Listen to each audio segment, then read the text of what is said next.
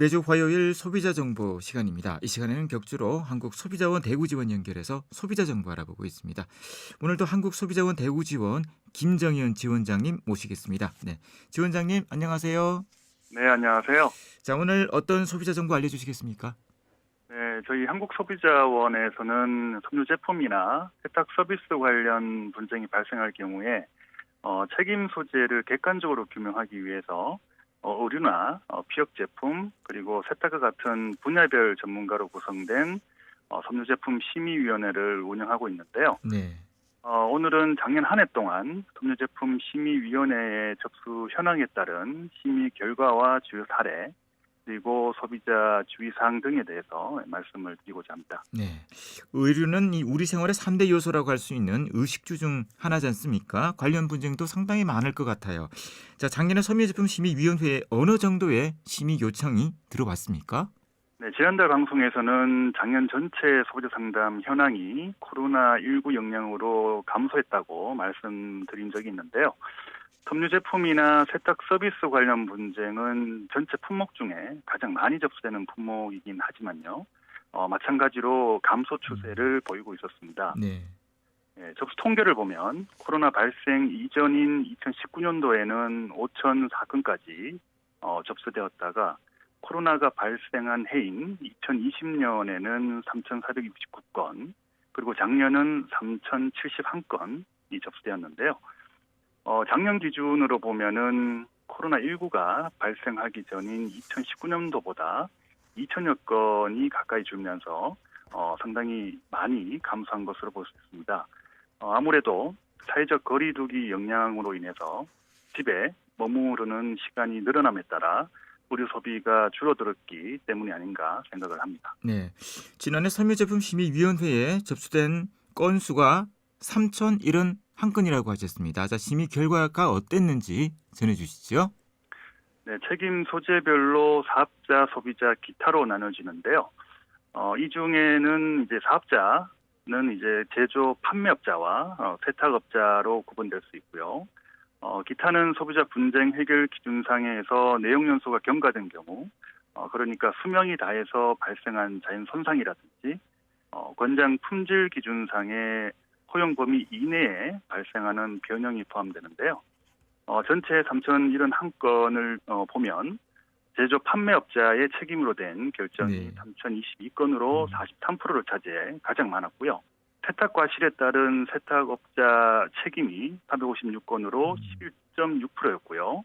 소비자 책임으로 292건으로 9.5%를 차지했습니다.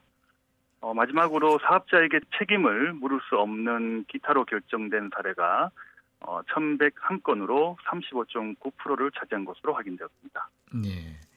제조 판매업자 책임이 가장 많군요. 자, 이 제조업자나 판매업자 책임으로 결정된 사례를 대상으로 하자 유형별로 좀 알아봤으면 합니다. 어떻습니까? 네, 책임 소재가 제조 판매업자로 결정된 사례 1,322건을 제조 불량, 내구성 불량, 염색성 불량, 그리고 내세탁성 불량으로 총 4가지로 구분해 분석해 봤는데요. 먼저 제조 불량으로 결정된 사례는 460건이었고요.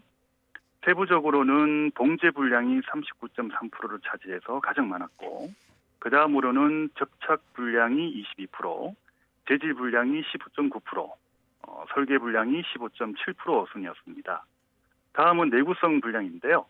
내구성 불량은 443건이었고요. 네. 이 중에 보풀이 발생하는 필링 불량이 16.9%로 가장 많았습니다. 오리털이나 거위털과 같은 충전재가 밖으로 쉽게 빠져나오는 불량이 13.8%였고요.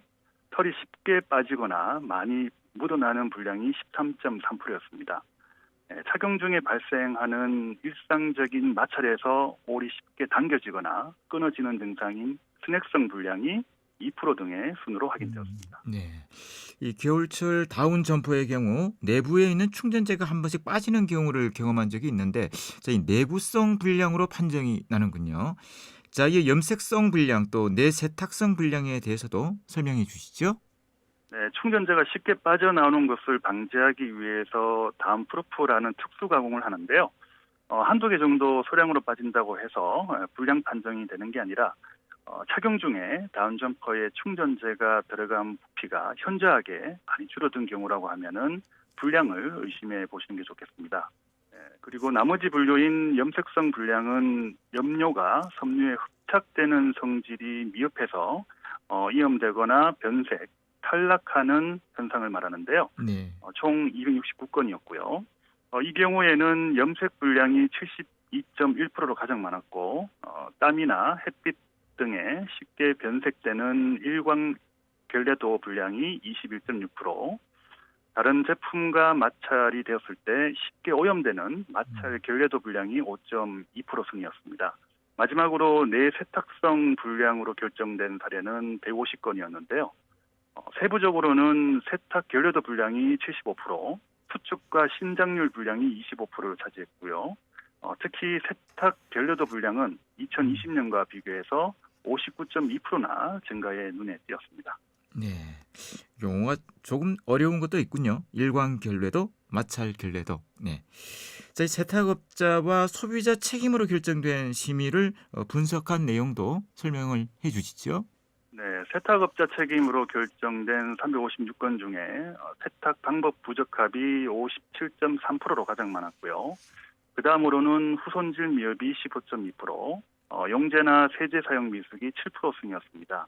그리고 소비자 책임으로 결정된 심의는 292건이었는데 2020년과 비교해서는 16.3%가 증가한 상황이었는데요. 네.